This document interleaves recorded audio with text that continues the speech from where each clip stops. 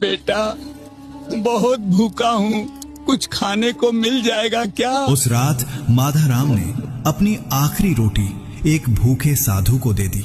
कहानी शुरू होती है राजस्थान के छोटे से गांव महेशपुर में। माधाराम नाम का एक गरीब किसान अपनी बूढ़ी माँ के साथ रहता था।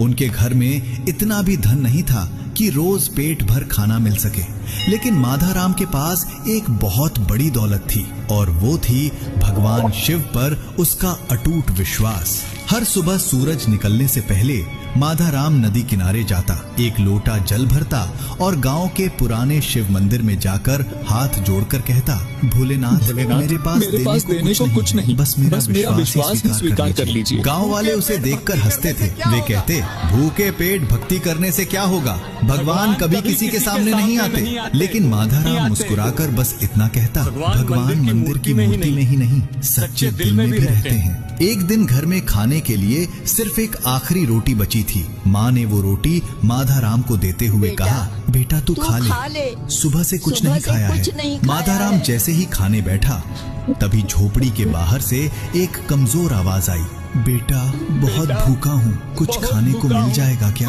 माधाराम तुरंत बाहर भागा। उसने देखा वहाँ एक बूढ़ा साधु कांपते हुए खड़ा था। शरीर कमजोर था और आवाज में भूख साफ झलक रही थी।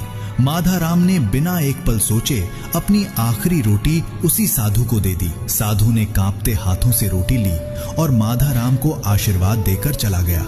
माँ ये सब देख रही थी। माधाराम ने खाली पेट पानी पिया, शिवलिंग की ओर देखा और धीरे से बोला, भोलेनाथ आज आपकी इच्छा यही थी तो मुझे मंजूर है। रात गहरी हो गई, तेज आंधी चलने लगी, बिजली चमकने लगी।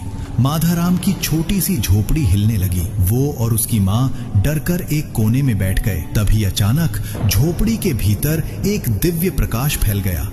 डर की जगह एक अद्भुत शांति ने ले ली। माधाराम ने कांपते हुए सिर उठाया। उसने देखा सामने वही बूढ़ा साधु खड़ा था। धीरे धीरे उसका रूप बदलने लगा।